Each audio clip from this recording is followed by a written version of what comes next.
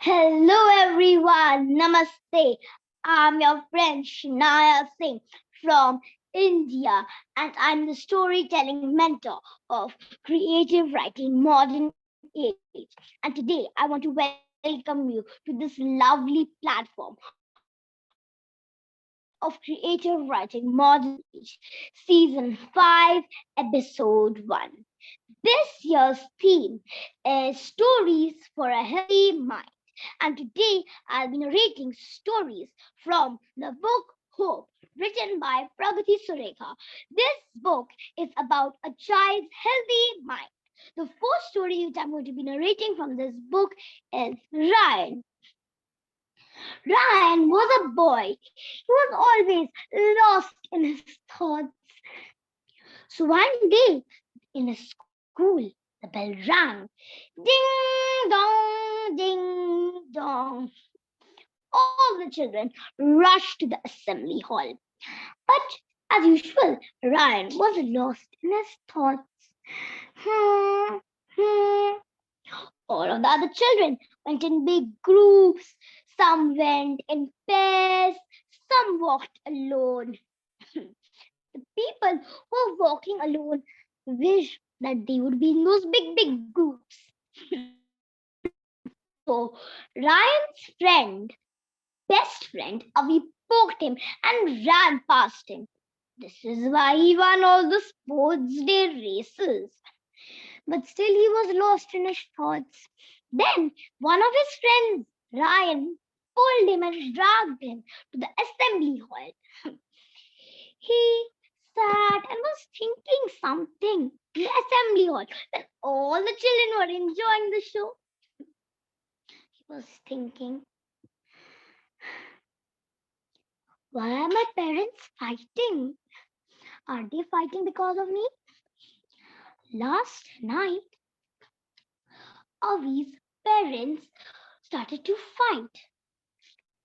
He was very sad. His parents told him that everything was okay and not to worry and to go to sleep. But he could not go to sleep. Not even Ryan's favorite dinosaur pillow could muffle up all the noise. They fought and fought the whole night. And Ryan kept on thinking, are my parents fighting because of me? We'll see how Avi's such a good boy. His parents never fight. Maybe they're fighting because I never wind up my toys. Or maybe I do not help mommy by folding the clothes. Oh no, oh no. So one day, the teachers took everybody to a field trip to a puppet show. All the children were laughing, giggling, and smiling. But there was only one boy, Ryan. He was not seeing anything, lost in his thoughts. He still kept on thinking about that same situation which had happened many days ago and which happened days ago. Then the teacher noticed this and told Ryan to meet her in the lunch break. While all the children were having fun and playing in the playground, Ryan came sadly walking to the staff room. He knocked the door. Knock, knock, knock, knock. His teacher opened the door. She called him in and made him sit in a corner of the room and asked him, Ryan, all the children were laughing and giggling. Why won't you? Then he said a lie to his teacher that, oh, it's nothing. I did not really enjoy the show that much. Then his teacher told him, no, Ryan, please tell me the truth. Then Ryan's eyes started to tear up. Water fell from his eyes, rolling down his cheek. Ma'am, my parents are fighting a lot and a lot, and I know that it's because of me. Am I not a good boy? Not even my favorite pillow, my dinosaur pillow, would muffle the noise up. They keep on fighting every day. Ma'am, please tell me, is it because of me? Am I a naughty boy? Or is that I'm always late for going to the assembly hall? Is something wrong with my grades?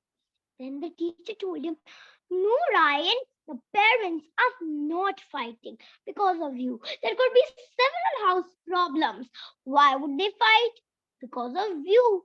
Then Ryan said, maybe I don't help my parents enough. Then he said, don't worry, my dear. She gave him a chocolate chip cookies. He was munching on it and telling her the whole story. So after Ryan finished talking, the teacher told him, oh dear Ryan, do not worry. I will talk to your parents tomorrow. And don't worry, I won't scold them, she said. Ryan cracked up on the little joke. The next day, Ryan's class teacher, called his parents and said that Miss, he has been lost in his thoughts all day because he had told me that you were fighting. They were both so sad to hear this. The mother was crying, and the father just put his head on the mother and was shaking his head. After that, the class teacher called Ryan. Ryan was looking at his parents happily. They all came and hugged Ryan. They promised never to fight ever again and also explained that they were not fighting because of him, because of some house problem they were fighting. So then the teacher told Ryan that Ryan, please do not worry. Your parents, I'm very sure they will go to a relation expert. Then Ryan said, relation expert? What is a relation expert? Then the class teacher told him a relation expert is a person who solves people's problems. From that day onwards, nobody fought ever again. Thank you. So, the moral of this story is if you have any problem, you should tell your parents because they will be the ones to help you. Or if you have any problem in school, inform your teachers so that they can help you overcome something. Now, I'll be telling another story from the book Hope, which is Kabir. Now, there once lived a boy named Kabir. He had a little sister and her name was Meenu. They both loved to play with each other. So one day, when Kabir was helping Mummy cook in the kitchen, shh, then Kabir asked his mother, Mother, Mother, why is father so angry at us always? Why is Papa so angry? Then his mother said, oh, it's nothing, baby. Then they both have a good time together. But again, this question came in his mind and he asked, Mother, please tell me why you're so happy with us. You always play with me and Meenu. Why doesn't father play? Then she said, it's nothing, baby. You just concentrate on your work. But then he told her, but Mama, Papa screams at us. He only screams at us. And Meenu, he screams at you. Seriously, Mama, please tell me what is wrong with Papa. He only screams on the things which I do. Even when I bring good grades, he screams at me and says that go away, go away. I don't want to talk to you. I don't want to play to you. Why, Mama? Please tell me. Then his mother made him explain slowly and steadily that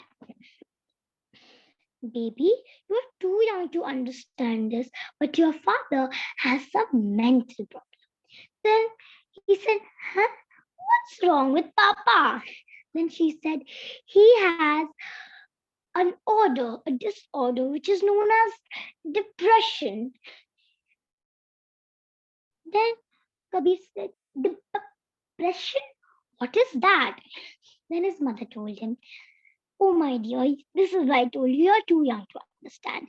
Depression is when somebody's too angry and always sad. But before your father was as sweet and kind as me, when he was rejected from his job, he had got this depression.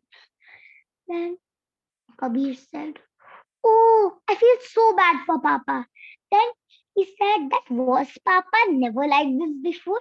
Then his mother said, no, Papa was very happy when you were 3 years old, and Meenu was also small, used to bring gifts for you every day and wanted to play with you when you grew up. Cricket, tennis, cricket, etc.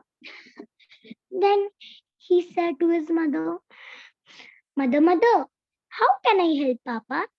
Then she said, you don't need to help Papa. Papa is actually going to a therapist, which he goes every day to visit. She gives him few medicines to take, which lowers his depression. Soon Papa will be fine and play with you. Then Kabir said, really, Mama, thank you so much for making me understand. Then he went and told his little sister Meenu the same thing. They both asked his Mother, how can we help Papa? Then his mother said, if you really want to help Papa, just let Papa, give Papa some time to recover, and I'm sure he will play with you.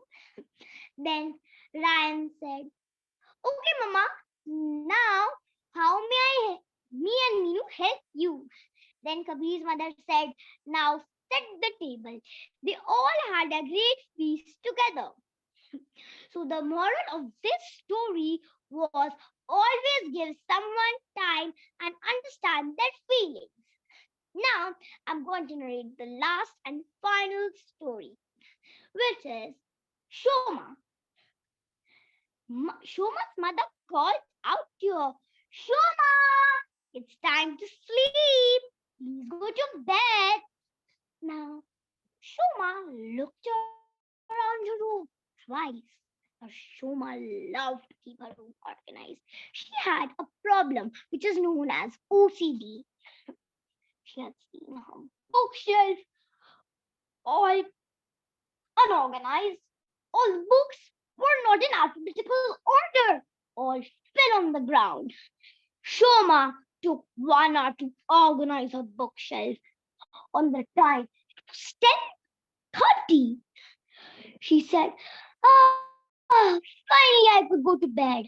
But she had to see the room once more because she would get a tight, achy feeling if she didn't clean the room, she wouldn't be able to sleep.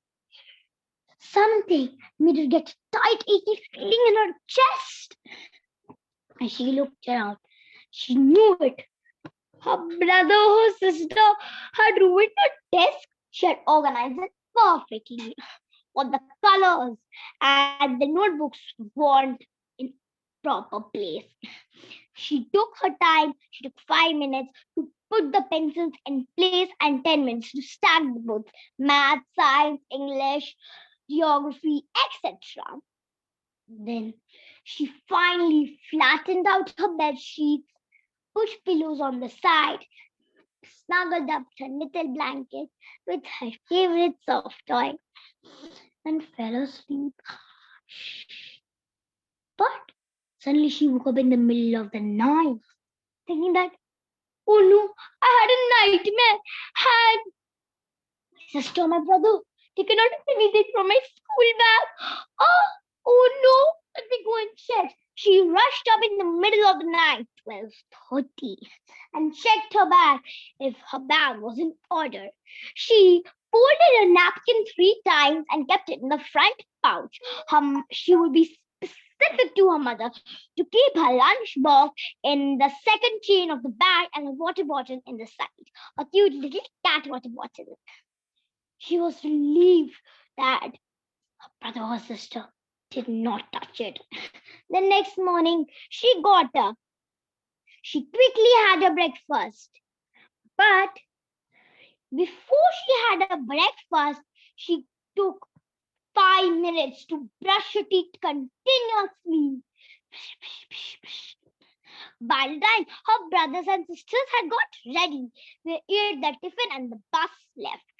Shoma came down. She was eating her tiffin when she found out that the bus left. Shoma sighed and put her head down on the table. She almost cried when her mother stroked her on her head and said, "Darling, what is wrong? Why are you crying?" Then she said, "Mother, am I really slowpoke? Am I really a slowpoke? My brothers and sisters tell me that it looks like I'm a slowpoke because the bus went and I'd not even eat my food yet." Her parents always supported her, but still she cried.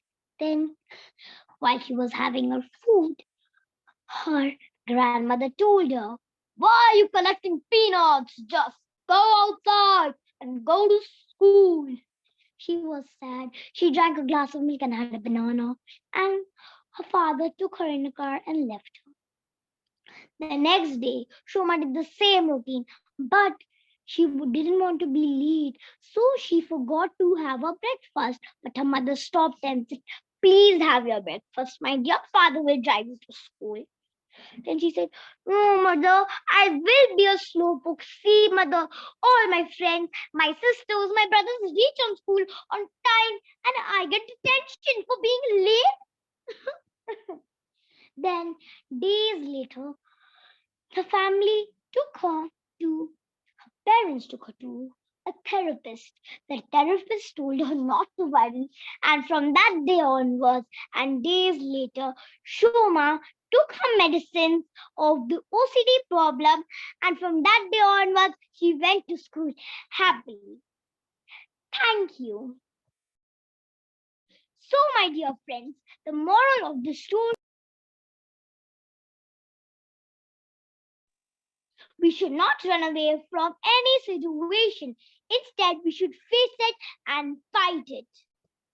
Thank you. If you want to join us on Creative Writing Modern Age, please follow us on Facebook. Thank you.